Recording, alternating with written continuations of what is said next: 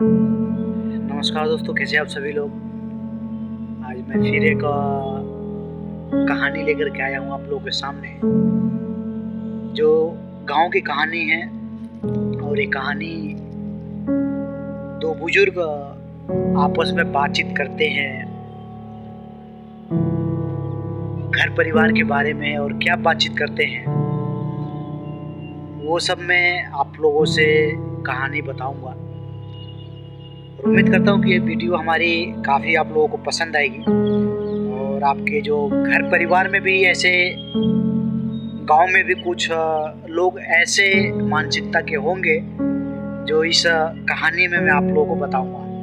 तो आप लोग लाइन पे बने रहिए और देखते रहिए मेरा वीडियो। तो आइए शुरू करते हैं। दोस्तों, मालूम है ना कि गांव में जब दो बुजुर्ग बैठे रहते हैं पास में, तो कुछ न कुछ उनके दिमाग में चलता रहता है कि अपने घर के या किसी आस पड़ोस के बारे में। तो ऐसे ही मैं दो जो बुजुर्ग की बात कर रहा हूँ अभी, ये दो बुजुर्ग थे जिसमें मैं आप लोग एक कोड वर्ग में नाम दे रहा हूँ। वैसे किसी व्यक्ति का नाम रखूँगा तो शायद उनको बुरा लग जाए, बट मैं नाम नहीं रखूँगा। मैं इसमें कोड वर्ग डाल देता हूँ कुछ, जैसे कि एक बुजुर्ग का नाम डाल देता हूँ मैं एंथनी, ये तो फिल्मों में चलता है। और दूसरे का मैं नाम डाल दे रहा हूँ, उसमें क्या नाम था उसका, राजपाल यादव का क्या नाम था उसका। पहले का तो नाम एंथनी हो गया और दूसरे का नाम डाल दे रहा हूँ, क्या डालूँ कुछ समझ में नहीं आ रहा है अभी दिमाग में। बट एंथनी के नाम तो हो चुका है, बट दूसरे का नाम मेरे बहुत ध्यान में नहीं आ रहा है अभी। जो एंथनी और दूसरा नाम मेरे दिमाग में नहीं आ रहा है। अगर कुछ हो तो आप लोग एक मिनट मैं बताता हूँ सोच करके। कुछ ऐसा नाम रखूँ ताकि लोगों को भी पसंद आए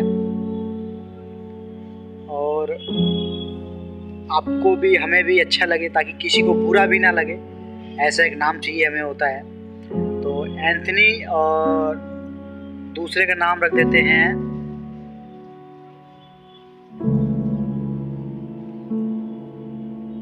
बाबू। ऐसे चलते बाबू, बाबू रख देते हैं। भाई मैं पहले ही बता दे रहा हूँ, अगर किसी को भी इस कहानी के अंदर बुरा लगे तो उसके लिए मैं सॉरी बोलता हूँ उसके लिए। बट मेरा मकसद ये कुछ नहीं है कि किसी का दिल दुखाऊं मैं या किसी को ठेस पहुंचाऊं मैं। ये सिर्फ एक कहानी है। और ऐसे रैंडमली कहानी जैसे होती है, गांव में दो बुजुर्ग रहते हैं, तो ये हर व्यक्ति को मालूम होगा इन कहानी के बारे में। तो आइए अब शुरू करते हैं। एंथनी और बाबू। तो एंथनी और बाबू दोनों लोग आपस में खड़े हुए थे और बातचीत कर रहे थे आपस में। देखिए मुखिया भी परेशान करने लगी, क्या करेंगे, कहानी बताइए। तो एंथनी और बाबू दोनों लोग आपस में बैठ के बातचीत कर रहे थे। और एंथनी भाई साहब बोले थे कि बाबू से कि बाबू, कोई हमारे पोती के लिए वो अच्छा एक रिश्ता बताओ, जो लड़का अच्छा जॉब करता हो और अच्छी सैलरी पाता हो और घर परिवार में अकेला हो, ना ही तो उसके डैड हो, ना ही उसके मॉम हो, ना ही उसके सिस्टर हो और ना ही उसके ब्रदर हो, कोई चीज़। अकेले लड़का हो, अच्छी खासी नौकरी हो और फर्स्ट क्लास की रॉयल ज़िंदगी जीता हो। तो इस प्रकार से बोले कि हमारी लड़की अच्छी है, सुशील है और पढ़ी लिखी है, ग्रेजुएशन कर चुकी है और हाइट भी उसकी बढ़िया है, गोरी है, सुंदर है। तो इस प्रकार से उन्होंने बाबू के सामने अपना शर्त रखा था कि लड़के के परिवार में लड़का सिंगल होना चाहिए। तो जो एंथनी थे, उनके आंखों में आंसू आया कुछ क्षण के लिए। अपने आप को शांत करके उस बाबू से बोले कि एक लड़का है मेरे नजर में। तो बाबू बोलते हैं कि फिर दिक्कत क्या है, आप उनसे हमारे पोती के रिश्ते के बारे में बातचीत करिए और मुझसे भी मिलवाइए उनसे। तो बोले बाबू एक उनकी भी कुछ कंडीशंस हैं जो शायद आपको सुननी चाहिए।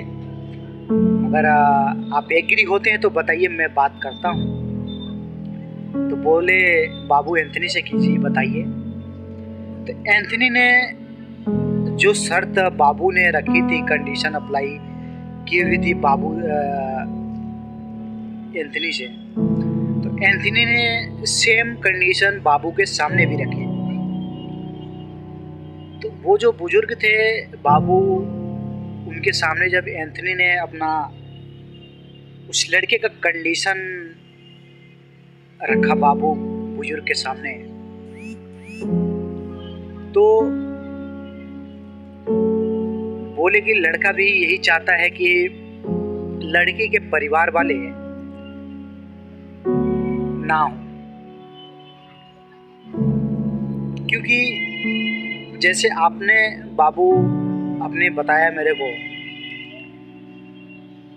कि घर परिवार में अगर लड़के के माँ बाप भाई बहन रहेंगे तो उस घर में हमारी बेटी जाएगी तो पोती जाएगी तो झगड़े होंगे। तो सेम यही कंडीशन उसके भी हैं लड़के के, कि अगर लड़की के माँ बाप भाई बहन या कोई उसके रिलेटिव रहेंगे उसके साथ में, तो वो उनसे बातचीत करेगी और बातचीत करने के दौरान क्या होगा, हमारे घर में मनमुटाव की स्थिति पैदा हो सकती है। तो एंथनी ने बोला बाबू से कि आप एक काम करिए कि आप सब परिवार सहित आत्महत्या कर लीजिए, फिर तो उस लड़के से शादी हो पाएगी। इतने में बाबू जो थे बुजुर्ग, वो गुस्सा होकर लाल हो गए। क्या बात कर रहे हो तुम, भला हम अपने पोती की शादी के लिए सब परिवार सहित आत्महत्या कर लें? अगर कल को मेरी पोती को कुछ दुख तकलीफ होता है तो उसके साथ खड़ा कौन होगा, उसके दुख में सुख में साथ कौन देगा? एंथनी ने बाबू को समझाया, आप अपने पोती के लिए जो सोच रहे हैं, अगर वही उस लड़के के साथ में अगर कोई परिवार है, अगर आप सोच रहे हो कि उस लड़के का परिवार ना हो, तो कल को कोई बात होती है उस लड़के के साथ में तो उसके सुख दुख में कौन साथ होगा? तो ऐसा जब एंथनी ने बाबू को बताया तो बाबू बोले, सॉरी यार, मैं अपने पोती के बारे में ही सोच रहा था कि ऐसा लड़का कोई मिल जाता तो उस खुशी से खुशी अपना जीवन बिता लेती और उसे कोई दुख तकलीफ नहीं होता और किसी से झगड़े नहीं होते। तो एंथनी ने उनको बताया था बाबू को कि आप अपने पोती के लिए जो विचार रख रहे हैं कि अगर कल को कुछ होता है, अकेला परिवार रहता है तो उसके सुख दुख में कौन साथ खड़ा होगा, ये सेम तो उस लड़के के ऊपर भी लागू होता है ना। तो उन्होंने बोला कि हाँ जी बिल्कुल, मैं गलत था, लेकिन अब मैं ऐसा नहीं परिवार में चाहूँगा। एक काम करिए, आप कोई अच्छा सा रिश्ता देखिए जो लड़का ठीक ठाक हो, फैमिली भी ठीक ठाक हो। तो बोले ठीक है, मैं बातचीत करता हूँ किसी से, और ऐसा होता है तो मैं आपको ज़रूर बताऊँगा।